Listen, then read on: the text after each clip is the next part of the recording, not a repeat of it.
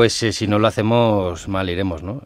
Yo al principio de la crisis, allá hace 5 años, oía lo de que esto es igual a crisis, es igual a oportunidad, más no sé qué. Yo decía, maldita gracia de la crisis, ¿no? Pero yo sí que creo que efectivamente hay que buscar la salida en las oportunidades, en mejorar, en soltar lastre, etcétera, etcétera. Y creo que sinceramente se está haciendo. O sea, yo creo que es verdad que estamos ganando en competitividad, en productividad. El otro día le decía yo a un amigo que yo los negocios que veo que se están montando de nuevas, pues tienen cimientos mucho más sólidos, ¿no? que lo que estamos haciendo. Yo creo que en estos momentos es mucho más fácil crear, a pesar del entorno en el que toca crecer o en el que toca desarrollarse, que cambiar, ¿no? Cambiar nos está costando, cambiar esas inercias, cambiar esos hábitos nos está costando, pero hay que saber buscar los colores y cada día tiene su empeño, ¿no? Si fuera una, yo diría que un poco por el sector que a mí me toca, ¿no? Aquí se está hablando mucho del déficit, ¿no? Que para mí es un poco la cuenta de resultados del país, la diferencia de ingresos y gastos. Pero desde luego tenemos un problema de balance, tenemos un problema de estructura. Siempre se ha dicho que las infraestructuras son motor de desarrollo y en nuestro país es el más claro ejemplo de que eso no es así. Tenemos las mejores infraestructuras de Europa, la mayor cantidad de aeropuertos, de líneas de alta velocidad, de autovías, etcétera, etcétera, y somos un país con un problema serio de viabilidad. Entonces, yo creo que en ese punto tendremos que replantearnos muy claramente nuestras prioridades, ¿no? Y incluso a la hora, y especialmente a la hora bueno, estamos en día de resaca electoral, ¿no? A la hora de votar, cuando alguien nos prometa infraestructuras, seamos conscientes de que las vamos a pagar nosotros. Y se nos ha ido un poquito la mano con las infraestructuras. Se nos ha ido muchísimo la mano. Es decir, la T4 tiene metro y tren y autobús y autovías. Hay mil ejemplos, ¿no? Tenemos la R2, ya lo estamos haciendo un tercer carril en la Nacional 2. Qué sé yo, ¿no? Tenemos la T1, la T2, la T3, pues la T4. En Barcelona la T1 y la T2, pues se nos ha ido yo creo que por todos lados, ¿no?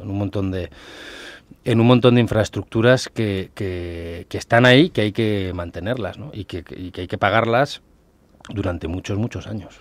Bueno, la normativa tiene aspectos positivos y negativos a nuestro juicio, ¿no? A mi juicio, cobrar un canon a un concesionario de un servicio público al final del viaje es subir el precio y subir el coste por subirlo, ¿no? Entiendo que el gobierno tiene que recaudar, bueno, y es así, pero desde el punto de vista del transporte no aporta nada.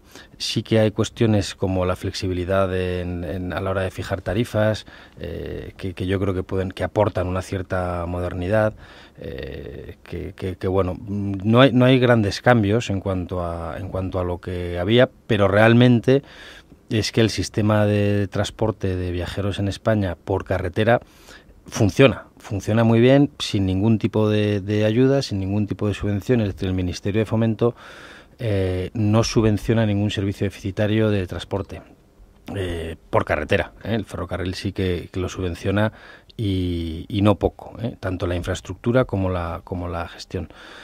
Efectivamente se va a aportar más transparencia, porque hay alguna normativa en cuanto a contabilidades analíticas que va a cambiar, y se va a aportar más seguridad al viajero. Es verdad que a mi juicio en algunos casos es excesivo, es decir, yo creo que no se puede equiparar el transporte aéreo con el transporte por autobús, porque no tiene nada que ver un aeropuerto con una estación o una terminal en un pueblo de Castilla, ¿no? Entonces, hombre, entiendo que el viajero tiene los mismos derechos, pero convendremos en que a lo mejor no es lo mismo el control de equipajes en Arévalo que en el aeropuerto de Ámsterdam, ¿no?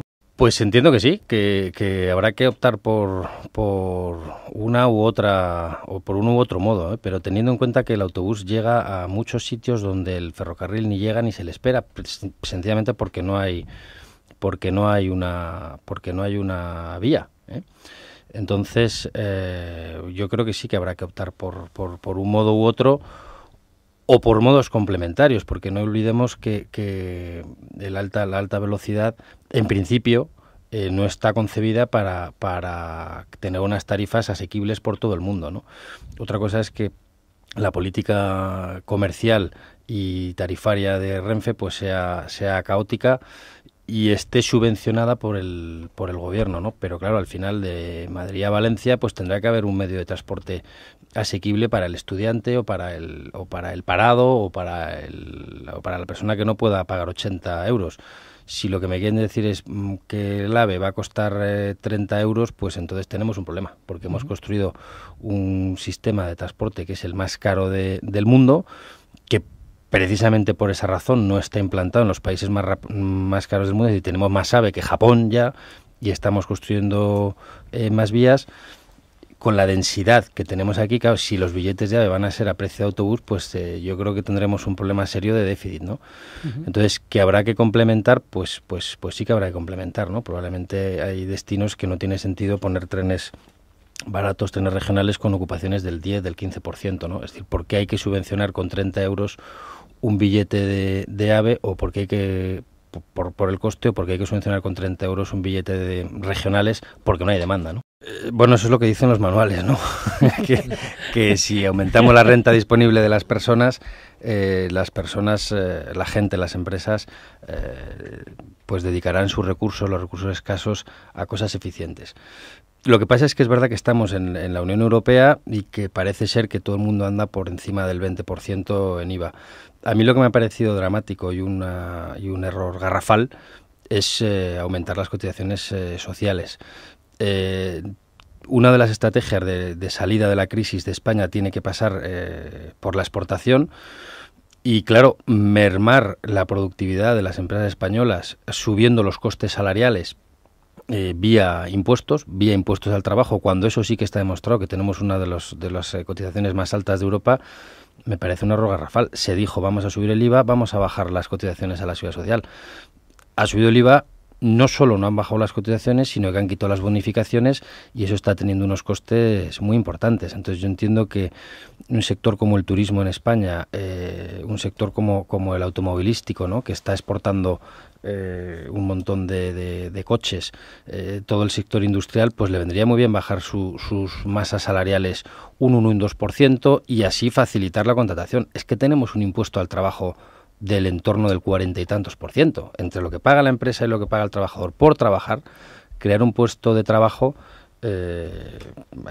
pues es que cuesta mucho dinero. O sea, lo del mileurista, hay que distinguir entre el mileurista para la empresa y el mileurista neto, que digo yo. Cuando un señor se lleva 1.000 euros a casa, la empresa está poniendo 1.500 encima de la mesa.